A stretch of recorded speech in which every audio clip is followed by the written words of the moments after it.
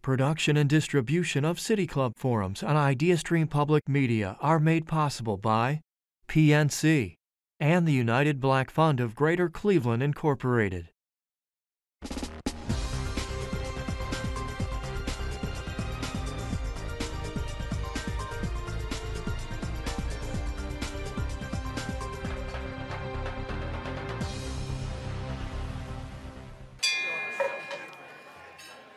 Good afternoon and welcome to the City Club of Cleveland, where we're devoted to conversations of consequence that help democracy thrive. It's Friday, May 19th. My name is Dan Moulthrop. I'm the Chief Executive here, and I'm pleased to introduce the first annual Ronald B. Cohen Forum on Entrepreneurship and Innovation.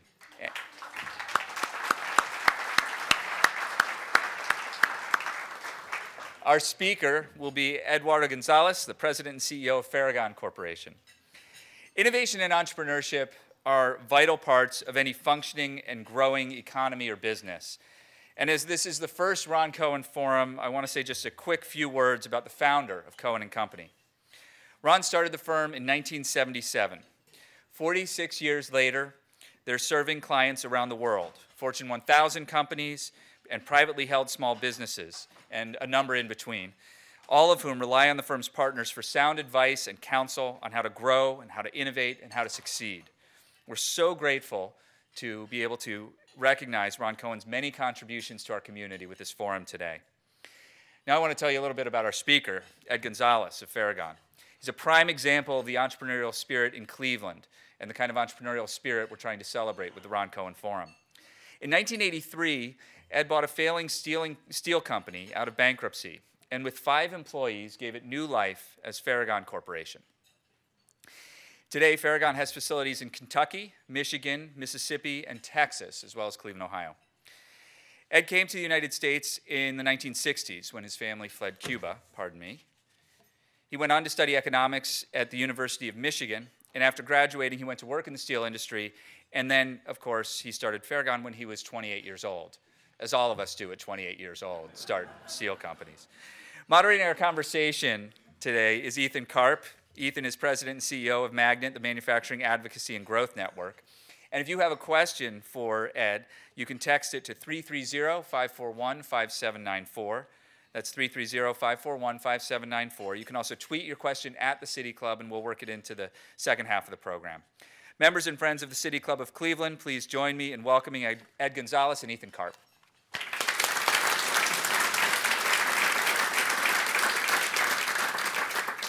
It is fantastic to be with everyone today. You are in for a real treat. So Ed's stories and that bio is just so full of the entrepreneurial spirit that this inaugural forum is about.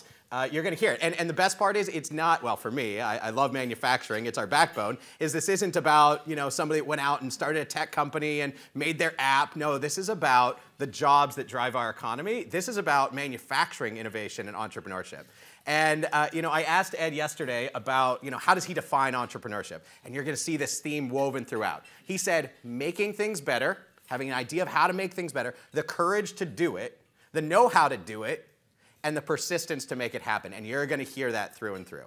But we're going to start way back at the beginning. And you told me a story, and it's stuck in my head. And I just see little 6-year-old Ed sitting on the roof of a building. And I'm going to leave it there. And I think you might have been hiding from a family member at that point, from who might have wanted to do some washing out of your mouth. I mean, this might have been the context. But I'm going to start there and tell us about that moment and how it leads you into the steel business. What he's trying to get to is, how did I get here? How did we get into the United States? My parents were lawyers in Cuba. We came here December 29, 1960, which for all practical purposes would be January 1st, 61. If any of you know anything about Cuba, Castro took over Cuba January 1st, 59. So this is 2 years after Castro had taken over. And my parents were under a lot of stress. The Castro regime was trying to identify where he was, my father, to kill him. So the family had to find places to go.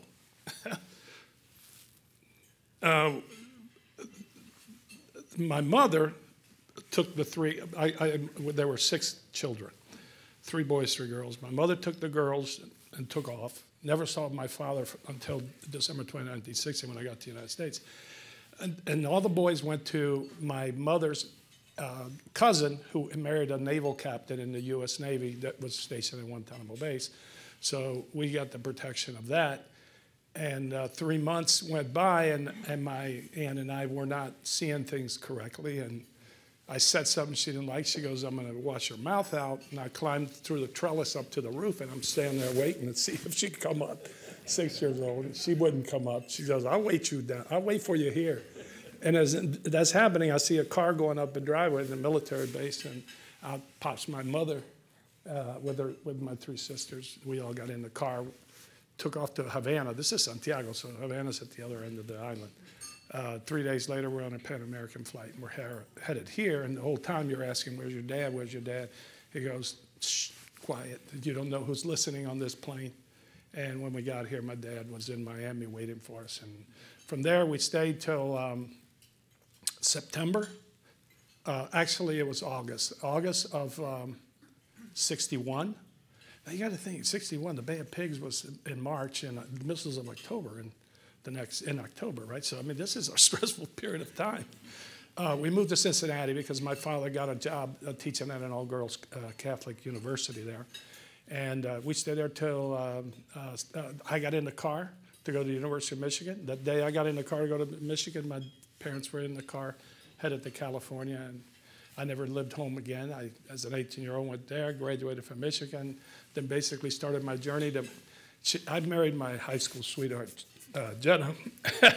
She was 1 year behind me. She was at the University of Cincinnati, so I promised her, after I graduated a year earlier than her, I promised her that I would move to Cincinnati and be with her. We got married right at, she graduated in June of '77, and we were married in July. And now we have 4 kids and 11 grandkids. But I promised her I would go to Cincinnati for a year, let her get acclimated, because nobody in her family had ever moved out of Cincinnati, nobody. And I was going to take her to Cleveland. The reason I went to Cleveland, I don't know if you guys want to hear this stuff. I think they want to hear this stuff, all right? I promise. I will tell you this. The reason I'm in the steel business, because I'm an econ major with some accounting. You can't really start a business unless you know a little bit of both of those things, right? And I got hired by Ernst & Ernst at the time, and they were going to make me an accountant. Go figure. That ain't ever going to happen. I'm just not that detailed enough. Don't have the patience or the meticulous. You remember right? the sponsor of this event, right? Yeah. Well, one of the reasons I got them is because they were the best. And they are still the best. Cohen and Company and all those guys you got working over there, they're the best. But anyway, I was making $1,000 a month. And my college roommate was in the steel business up here. And his father says, see if Ed will come up and work in the steel business. I'll offer him $2,000 a month. That's a 100% increase in wages. I gave my notice. I'm out of the daggone accounting business, and I'm headed to the steel business. And ever since then, I fell in love with it, actually. I fell in love with manufacturing, and I got it. When you look around, one of the things about an entrepreneur, I was thinking about what really is an entrepreneur. And you have different definitions that are floating around out there. You can look at Merriam-Webster, you can look at Wikipedia, and it has a definition. And I guess I'm okay with it. The definition that's out there says a person who's willing to take risks that nobody else is willing to do. And I mean, that's the definition of Merriam-Webster. And I'm thinking, well, okay. But then you got to ask yourself, well, why is he, the entrepreneur, going to take those risks? Is he dumber? I mean, the whole investment community doesn't think it should be done. So why is an entrepreneur willing to take a bigger risk than anyone else? And the answer to that is because he sees opportunities. He sees the solutions to opportunities and problems completely different than anybody else. He sees the solution while the other people, the majority of the people, only see the risks. And if he has enough confidence, persistence, and is willing to surround himself, willing and capable of surrounding himself with good people, good professionals, accountants, lawyers, and of course a bank. You got to treat your bank like your best customer, by the way. That's a piece of advice I'll give everybody. Treat your bank like your best customer, because you're always going to need them. They always have to be there. But anyway, if you have that confidence, then nothing scares you. You'll go out and you will see something that nobody else sees. I'm going to give an example. Jeff Bezos, the richest man in the world. You know the business that he's in is probably one of the oldest businesses in the world? It's transportation and distribution. That's the business he's in. It's been around for 4,000 years since the Phoenicians decided to trade in the Middle East, right? This guy is so innovative that he figured out how to do it better than anybody else. I mean, you know, Amazon's what, 15 years old, 20 years old? You're talking about a guy in a business that has been around forever. But he looked at all the problems associated with connecting the dots, and he says, I think I can do that better than anybody else. So here we have, who doesn't use Amazon?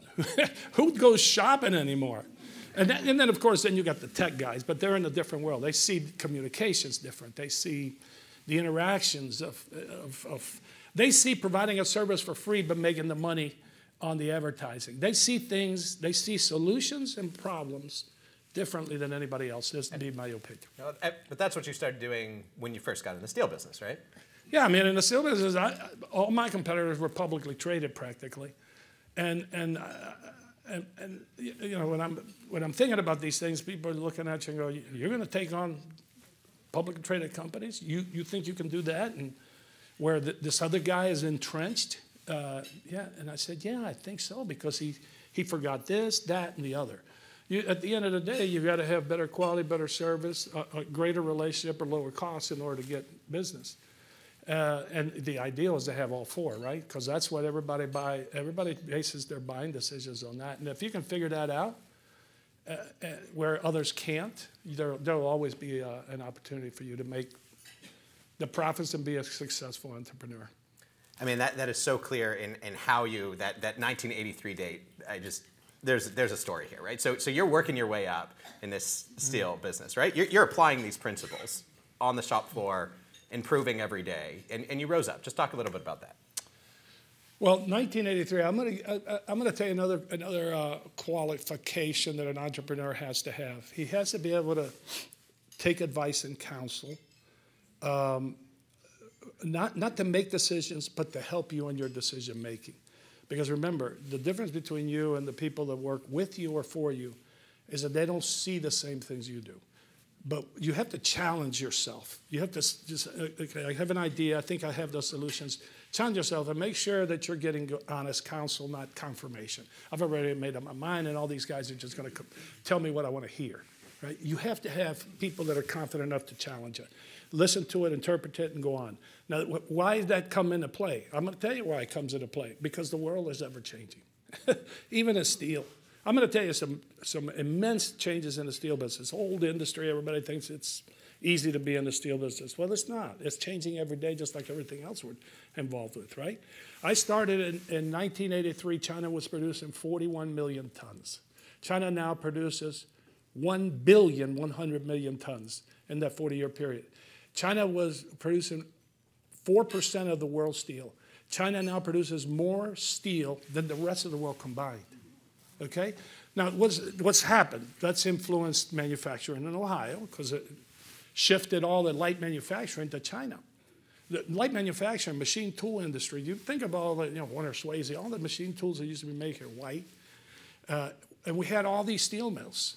When I started in 83, the United States made 74 million tons, metric tons, and now they're at 90. It's not that significant of an increase. Think of 41 versus 1,100,000,000 tons, and the impact that has had on me. So it started, not only me, but everybody in the steel industry in this part of the country, right?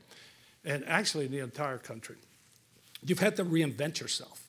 So this ever-changing world, you cannot be afraid of it. There is a temptation for non-entrepreneurial people to take a look at life and say, I'm going to protect what I have. I don't want to change. I'm going to ride the existing. The best they'll do is manage the existing. Entrepreneurs, successful business people have to obviously man the existing, but you constantly have to plan for the future, and it is an ever-changing future. So you had the China effect. You had, listen, I don't know if you guys know this, but every pound of steel in the United States in 1983 was produced by integrated producers. Integrated producers. Cleveland had two big operating mills. Okay, now they have half of one. Can you tell us the implication of having an integrated versus not? Well, okay, the integrators use iron ore to make molten metal, and now over 60% of the steel is made by mini mills, which start with scrap. 100% of the steel mill making, not 100, let's say 90% of the steel making was Great Lakes region. Cleveland, that's why I'm in Cleveland, right? Great, solid community of steel making and manufacturing. Well, it's shifting now that now 60% of the steel, there's hardly any Great Lakes mills. There's U.S. Steel Gary, and then the Cliffs mills.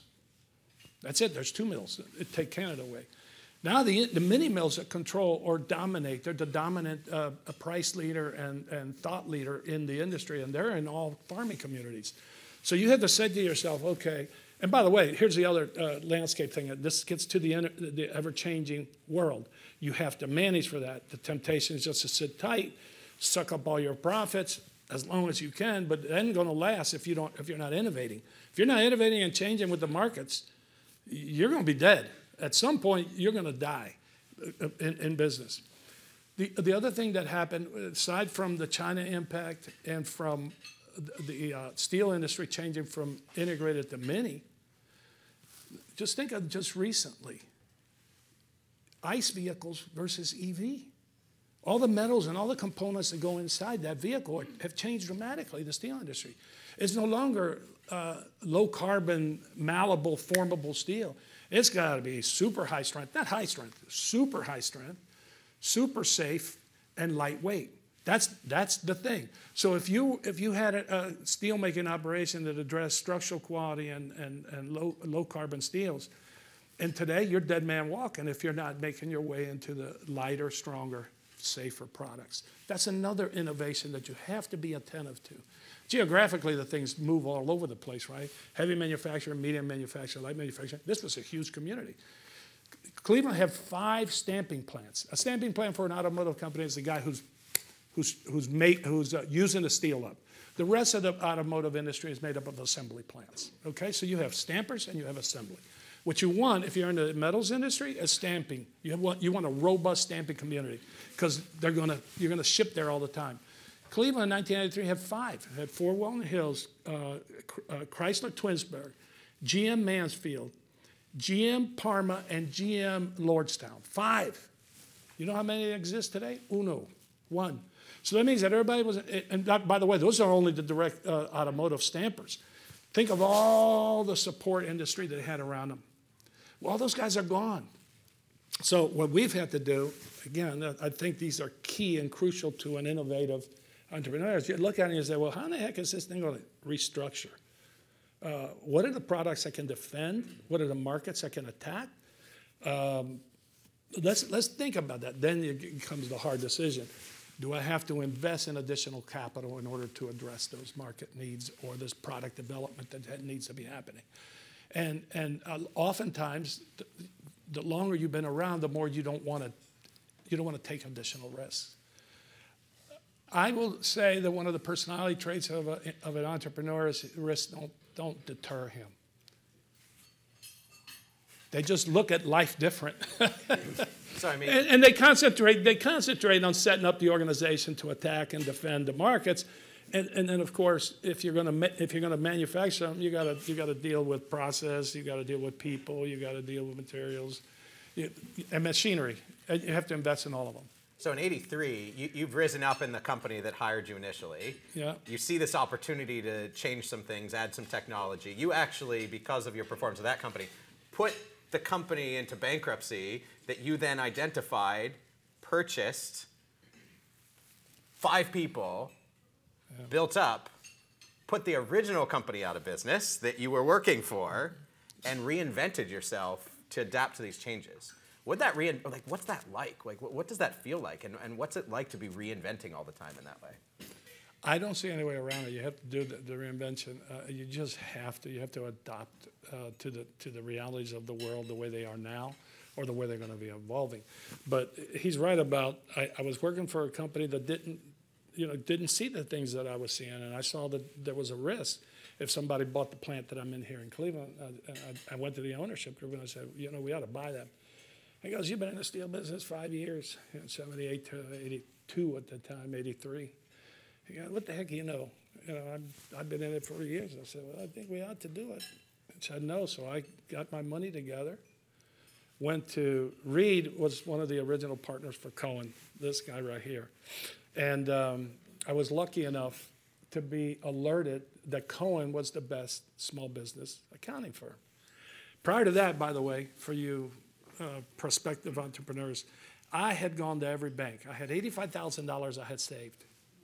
Okay, and I went to the bank. 50 of it, 35 was mine. 50 of it, my dad borrowed on a house. It took a second mortgage, which I, of course, paid back at multifold. And I was going to banks myself, trying to get somebody to loan me what I thought was all I was going to need because I was going to go in there and buy the equipment. Couldn't get anywhere, and I was climbing over a fence to look at a piece of property. Because it was locked, and I thought, well, I'll go look in there on a Saturday. And the owner came running out. What are you doing? Thought I was going to go in there to steal. I said, look, you had it gated up. I want to see if that will facilitate my operation, because I'm going to buy the equipment, move it over. He sat down. You remember him, Alan Pearson. And as he was talking to me, he says, you need a good accountant. And I said, okay. He says, I know exactly the guy you need. He works at Cohen. I'm not kidding you. He says, Reed McGivney. He gives me his name. I take it down. I call him. And I never went to a bank again. He had the banks at his office listening to our deal. So within 3 months, we had a deal, and I was in business. I went in. He was my surrogate bidder on the equipment because my competitors, I didn't want them to know that I was going back in business because if they did, they would obstruct and bid the equipment up and so on. And I drove them out of business eventually. Yeah, it took me 5 years, but they were gone. So was everybody else. So that reinvention, can you just describe real quickly like the phases of that reinvention? Because they were different. You didn't do the same thing over and over. No, you have to adjust. The reinvention is not, I think I'll just change things. Your reinvention is driven by how the market and the products are changing. Remember, we all live, no matter what we're doing out there, in an ever-changing world. And you're going to either change or somebody else will, right? And that person is going to beat you at all times. And since this market was shrinking, you have to sit to yourself and go, okay, I not only have to make different products, but I got to figure out how to take the limited amount of shrinking market share from people that are going to hold on to it for dear life. And you have to have that plan. So really, it's just listen to your markets, get up in the morning, think about it. I get up in the morning, it's kind of weird. I go to bed thinking about stuff. I wake up thinking about stuff, and I come in and half the times implement them. So you just have to continuously think about your business. This stuff about I'll work Monday through Fridays for 8-10 hours, that ain't never going to work. At least it doesn't work for me. So I asked you a question about success. Right, because you're doing these fantastic things. 5 people, you now have hundreds, right? You've built many plants, and you were specific to say, hey, look, I like building these things, not just buying them. I want to create that value. Describe what you see as success, or I would say generally entrepreneurs, but like you personally, how do you see yourself as successful in the world? This sounds cliche. Successful in the world to me is having a great family. If you have that, you get to enjoy all of life. Good supportive, it does, I know this sounds like a cliche, good supportive wife that will dedicate herself to the kids so that it takes that stress out of your life, because you're going to spend most of your life, if you're an entrepreneur, you're going to be working a lot. And she has to figure out how to mold that so that you're still enjoying the fruits of a family. That's going to be success. If you can pull the family, you can pull the business off, you've accomplished a lot in life, because oftentimes one of them suffers. And so, it's not that complicated for me. Success in a business is running a profitable operation, getting the right returns on your assets invested. There's no other success other than that in business.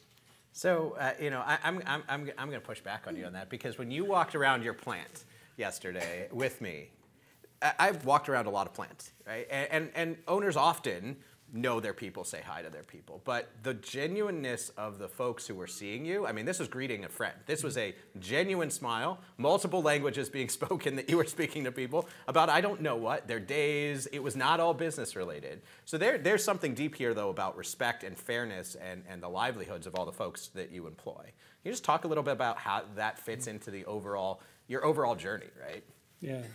Well, you have to surround yourself with great people, and you start, with the interview process of identifying what the criteria are for a great person, and you start with character and integrity, hard work. Does he work well with other people? Is he resourceful, he or she?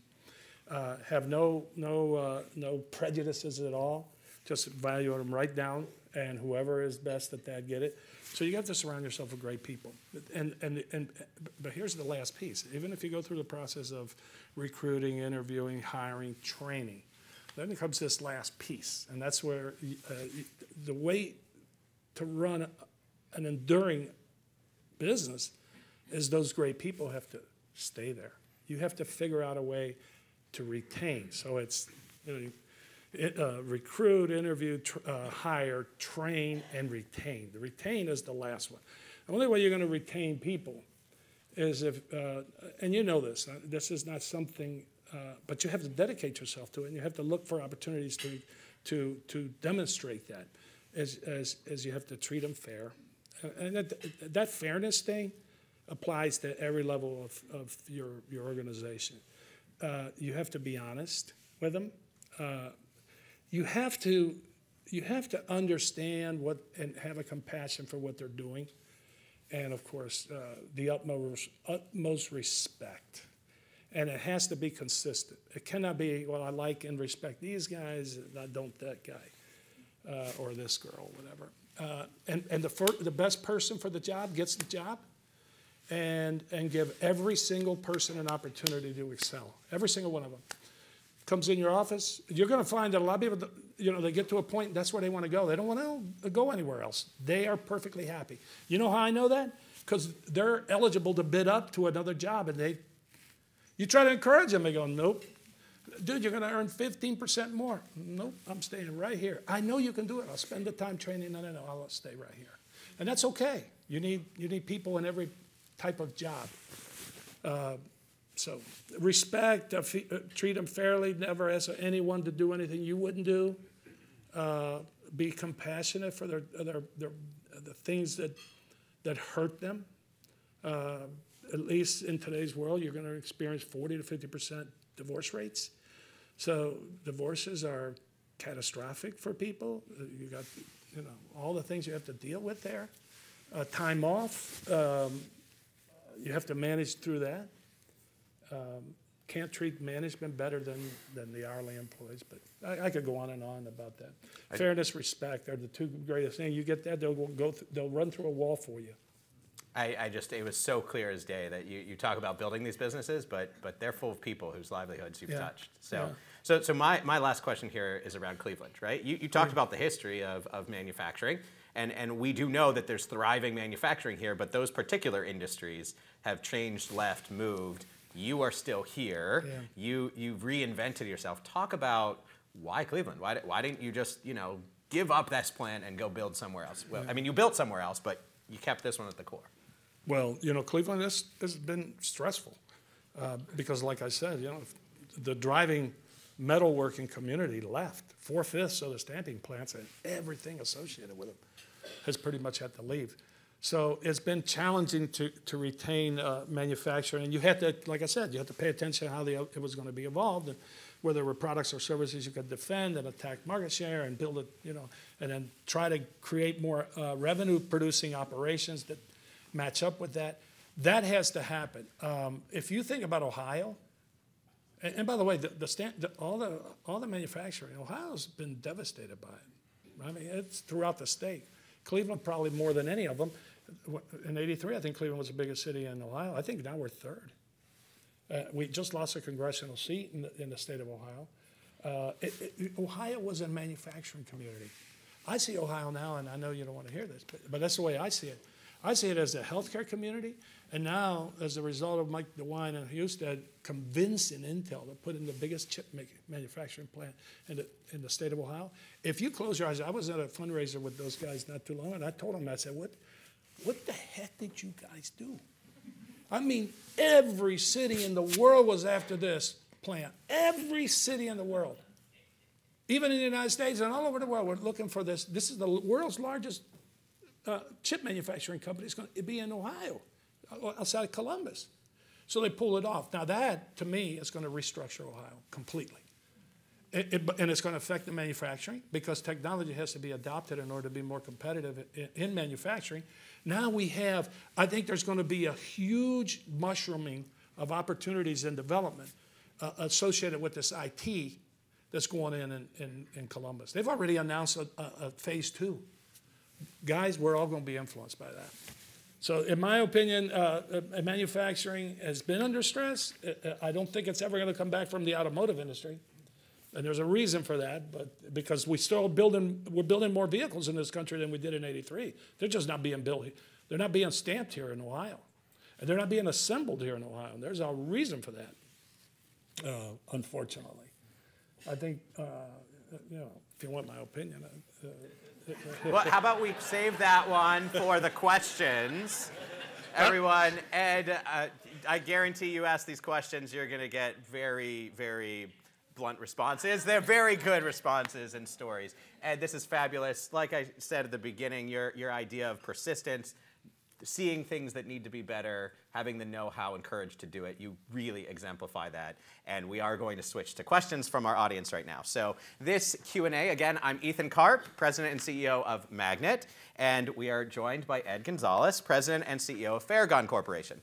We welcome questions from everyone, City Club members, guests, students in our audience. I know we have some alumni of Breakthrough, and we have from Magnet's apprenticeship program, Early College Career. We have some students from high school. We also have many joining via live stream at cityclub.org and live broadcast radio at 89.7 WKSU Idea Stream Public Media. If you'd like to tweet a question for our speaker, please tweet at the City Club. You can also text your question to 330-541-5794. Again, that's 330-541-5794, and City Club staff will try to work it into the program. May we have the first question? Please tell me how being an immigrant shaped your viewpoint and contributed to your success. Being an immigrant does this to you, I think. At least it did this to me. When you saw the struggles of your parents and what you went through to get here, there ain't much that scares you. So it gives you a sense of there's nothing going to be that difficult. So I think the greatest impact that being an immigrant does to you is it gives you strength and confidence that you can overcome any obstacle. Thanks. Mr. Gonzalez, you've had a remarkable success. Is there any government programs that you feel were particularly helpful? Were there any government programs that you felt were particularly harmful in that success? You know, the SBA was always a good organization, but for young entrepreneurs who think, well, I just get an SBA guarantee loan, your sales pitch, which we did, the original loan was an SBA guarantee loan, but your first sales pitch is to the bank, because if the bank, all they're going to do is guarantee the loan. They're not going to give you the money. The SBA is not going to give you enough money to get into manufacturing.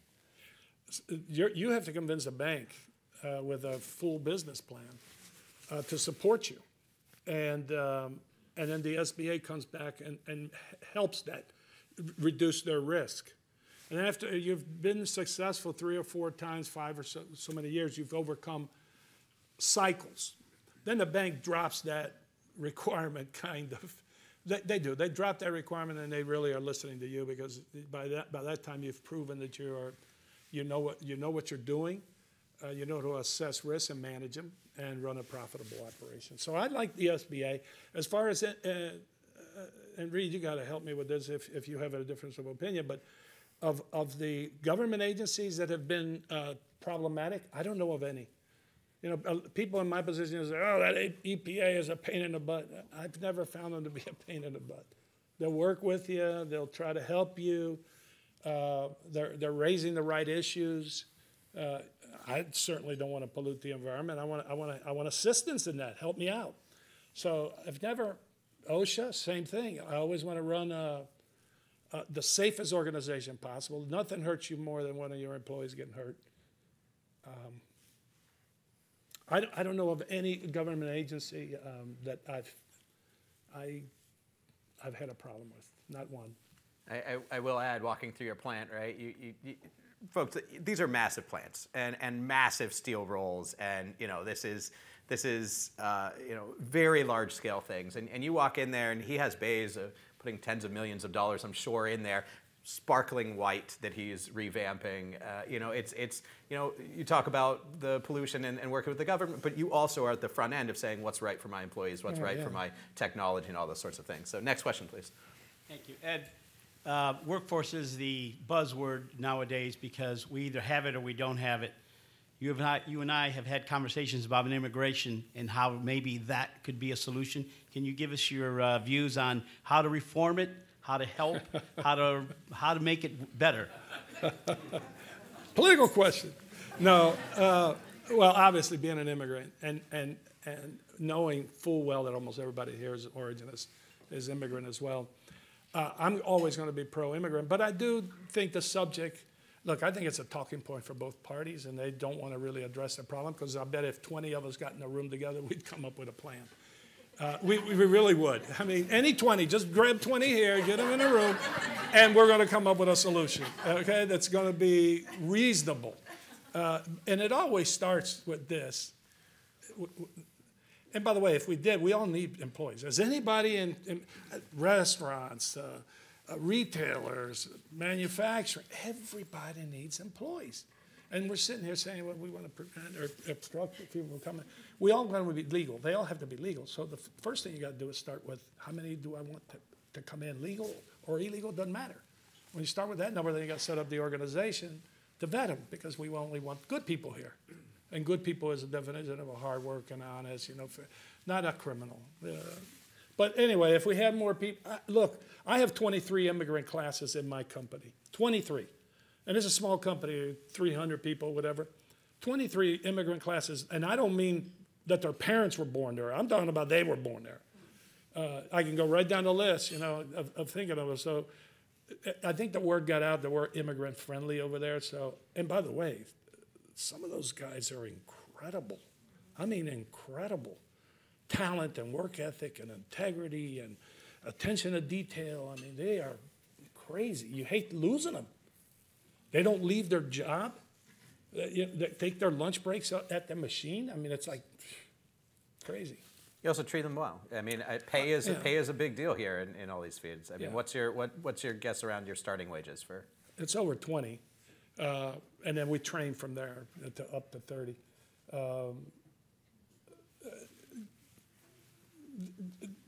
We have a very formal training program that is unusual. I think that's one of the most unusual things. I asked colleagues of mine in the industry, I don't think anybody has the training program that we have. And that's another thing that a blue-collar guy wants from you. And don't forget, the typical blue-collar, not all of them, but the typical blue-collar guy has been told that he is, I don't want to say a failure, although some of them have been told they're a failure, if they don't go to college or if they don't aspire to do something else, right? And they're coming in with no skills and high school diploma, and they struggle to get that, right? The thing that will give them the highest level of pride is if you help them develop a particular skill. And you go through the process, and then you show them how skillful they are. Some of these guys can't even read or write well. In other words, they can't take an essay question correctly. So we'll give it to them in verbal. But once you know, and it's 200 questions. So we'll train the guy. We'll spend the time, and we'll testing, because the only way to verify learning is through a test, right? There's people who say, well, train. The guy leaves, out the shop he goes, gave him a test, and he doesn't know a single thing that's relevant. So we'll continuously test, and if he doesn't get it, we'll instruct him and so on. But once you give him that, look, here it is. You can take that anywhere in the United States that's in my line of business, and you show them this test score that you know the answers to all this, I guarantee you they're going to hire you. Those guys love that because you've now given them a skill, and you've worked with their brain and their self-esteem. Hi, I'm Brandon Peck. I'm with Breakthrough Alumni.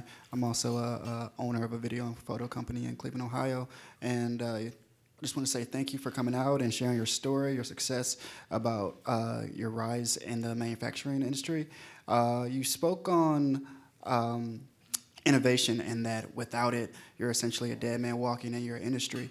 I was wondering if you could share your thoughts on the rise of AI technology and how it's affecting industries across the world. That's a great question. That is a great question because we identified that as a very helpful tool if we had it. Now, I have an operation in Detroit, Gibraltar, Michigan, but that's Detroit. It's a huge operation, 600,000 square feet on 40 acres. It has the most innovative piece of equipment in the world. Ferragon Corporation in High-Cal has the most technologically advanced heat treat line. I'm serious, in the world. It's the only one that's hydrogen quenched. All the other heat treat lines, US Steels, Cliffs, everybody else, SSAB in Europe, they are water quench. The company that we work with, which is the world's greatest, they are recognized as the foremost authority on heat treating. So there's an Austrian company called Ebner. Anyway, they designed this. We worked together to design it. We got it in place up there. Now, that line is the one that produces lighter, stronger, safer materials, which is the evolution of where we're all headed with steels, right?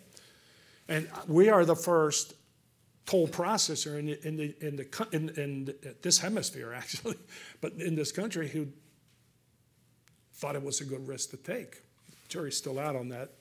Okay, because it's a lot more complex to bring that into operation. But let me tell you what we did. First of all, you take a piece of steel and you bring it up to an elevated temperature, and it's going at a particular speed. Remember, it's so thick and so wide, and the chemistry inside is different. You got chemistry inside is different.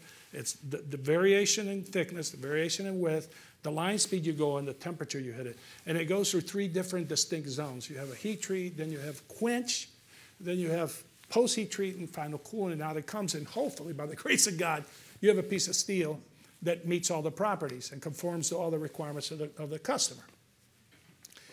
Well, tweaking all that stuff, so you have 72 burners, 3 different quench components, what's called the overaging section. It has a whole bunch of complications, valves opening and closing and speed, all kinds of stuff happening. We went to Case Western Reserve and the Colorado School of Mines and said, would you work with us to create a program so that we just put the inputs and all these things happen by themselves. And then, not only that, if something changes, that's where the AI comes into place, and that's why we need it. We talked to the Dean of Engineering at Case and at Colorado School of Mines. Said, well, I need you to build the logic so that if I put inputs and I want a particular outcome that's different than the other one, will it make the adjustments? In other words, does it have the metallurgical knowledge to make those adjustments? I'm here to tell you that both of them gave up. They said it's too tough. So we basically are at ground zero, even though we worked with them for a year trying to figure that out. It also broke down because there's a conversation, well, who owns the intellectual property once it's developed? So at some point, once they start making progress, they go, well, I want some of the intellectual property rights. And you go, hold on a minute, big guy. I'm the one that's paying for all this. It's going to be mine. Right? It's going to be mine when we get done with it. But it's very difficult. AI has a future. I can see it. We saw it. But it's not going to be easy. It's not going to be easy to implement when you have so many input variables going into the production of a conforming output product. Not going to be easy. That is a brilliant example of, in manufacturing, these are the types of technological challenges that are being innovated on, right? These are what the entrepreneurs are working on because it's really hard to do, but it will revolutionize. That's this whole Industry 4.0 thing you hear about, right? That's such a great example of it. Next question. I'm Jose Feliciano, and Ed knows that, the remainder don't. And at the risk of being a one-trick pony, I'm interested in expanding the entrepreneurial spirit in the Hispanic community. So, and from my perspective, I've taken the advocacy role, all right? And I feel that I have met with limited results, both in the broader community and, like you were saying, especially with the governmental community. So what is it that I should be thinking about and others in my situation to help increase the entrepreneurial spirit in the Hispanic community? Jose, you may not like this answer, but I don't think you can. I think entrepreneurs, it's in their soul.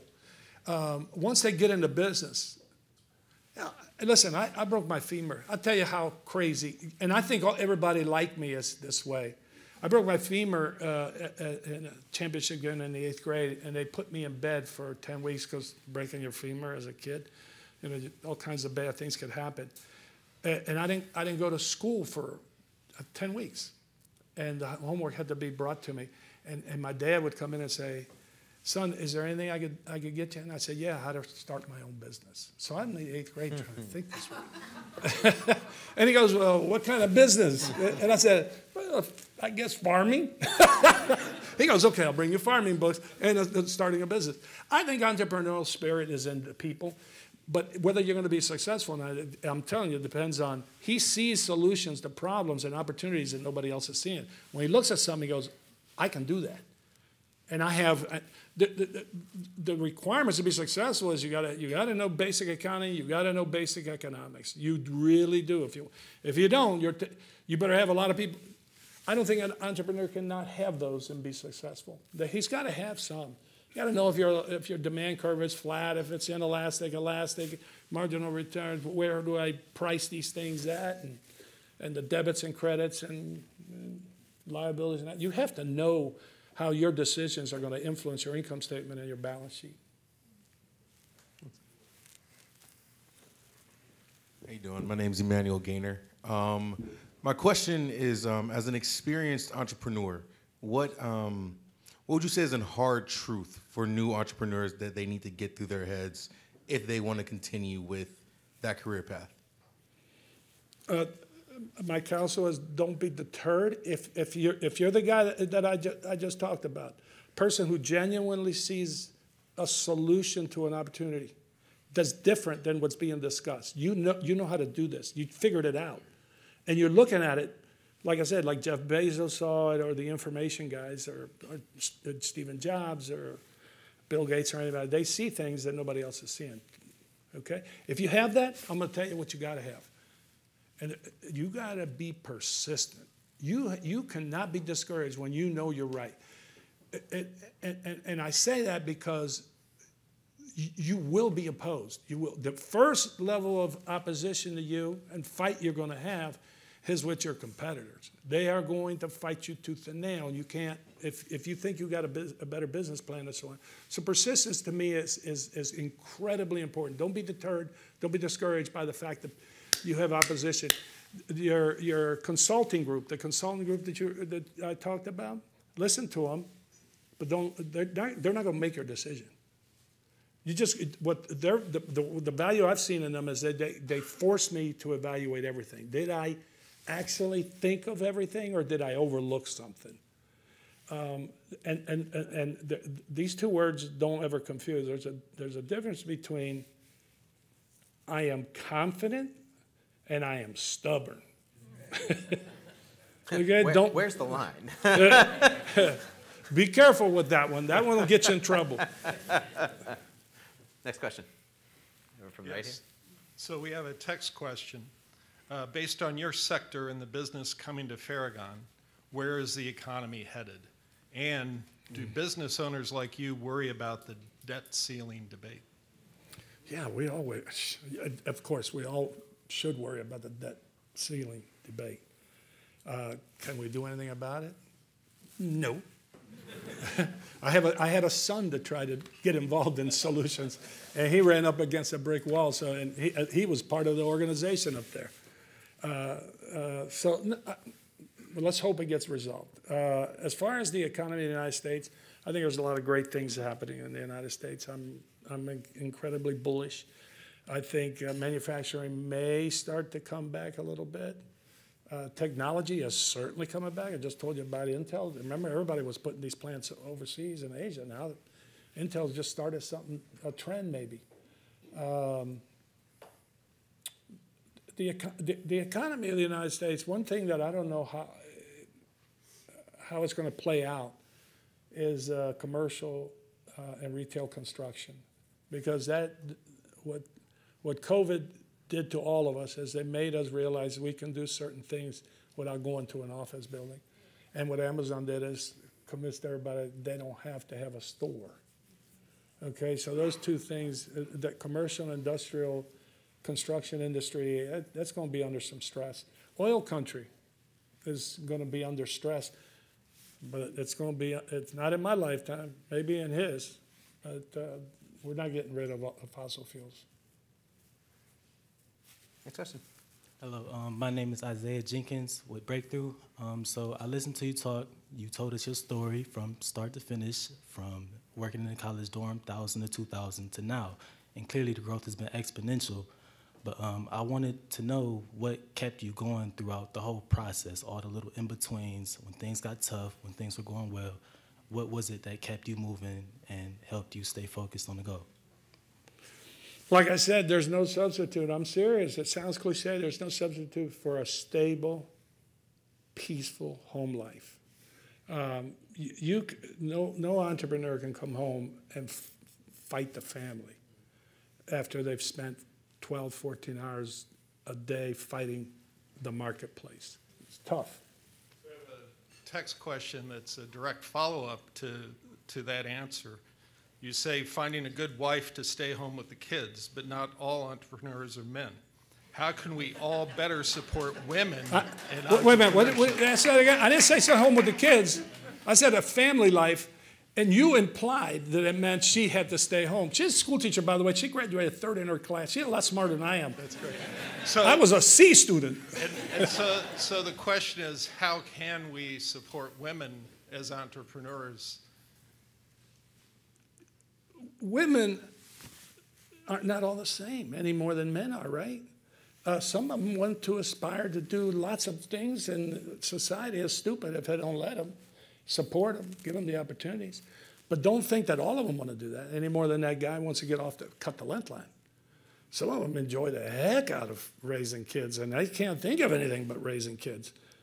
Like I said, my wife is graduated third in her class, and I don't know, 3.8. I got a daughter that was magna cum laude or signa cum laude at Loyola.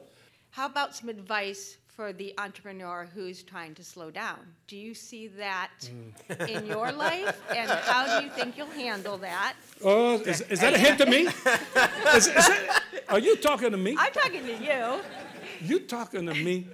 Does somebody tell you to do this? Secondly, as you're thinking of that, you work hard, play hard. Where is your very famous and favorite place to go that you can relax? Okay. If an entrepreneur wants to slow down and the business has prospered because of entrepreneurial innovation, sell it. Okay, get the cash and distribute the cash later. Because remember, if the prosperity was dependent upon innovation and entrepreneurship, it is very unlikely that there's another entrepreneur in your company. So if the success of that and the prosperity is dependent on that, then sell it, give them the money. But if it isn't, if it isn't dependent, it's just dependent on good management in place, then you can decide at some other things. I forget the second phase of that question. Well, I get back. You haven't sold your business. No, I have not sold my business. I don't know that when I get tired of I see a bunch of opportunities in my head. Drives my guys crazy, by the way. My bank kind of likes it because I've always paid them.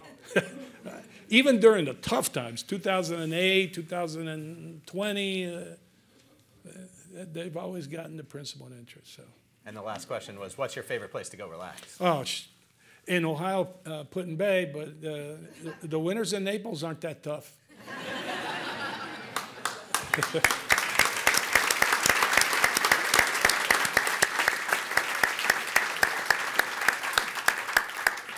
Thank you so much, Ed Gonzales and Ethan Karp. City Club would also just like to take a moment to welcome guests at tables hosted by Beyond Breakthrough, Cohen & Company, the Cohen family, KeyBank, Magnet Early College, Early Career, and the Northeast Ohio Hispanic Center for Economic Development. Thank you all so much for being with us today.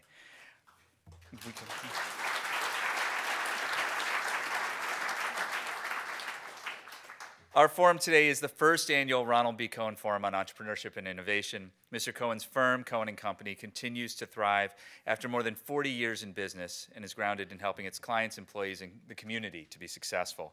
Mr. Cohen's vision and passion have continued to drive success in Northeast Ohio and nationally. This forum was established through a generous gift from Cohen & Company, the Cohen family, and Mr. Cohen's many friends and supporters. The City Club is very grateful for all of your support. Thank you for joining us today, Ron.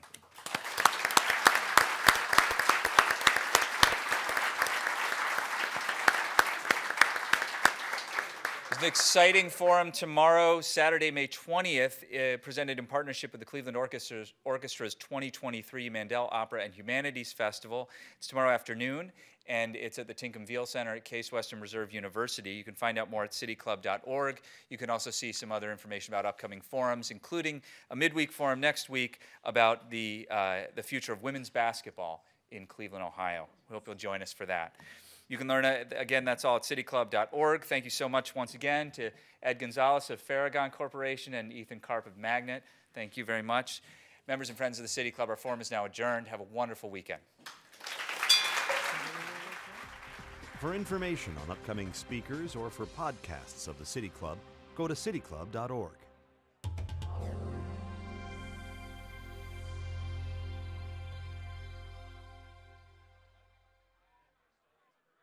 Production and distribution of City Club forums on IdeaStream Public Media are made possible by PNC and the United Black Fund of Greater Cleveland, Incorporated.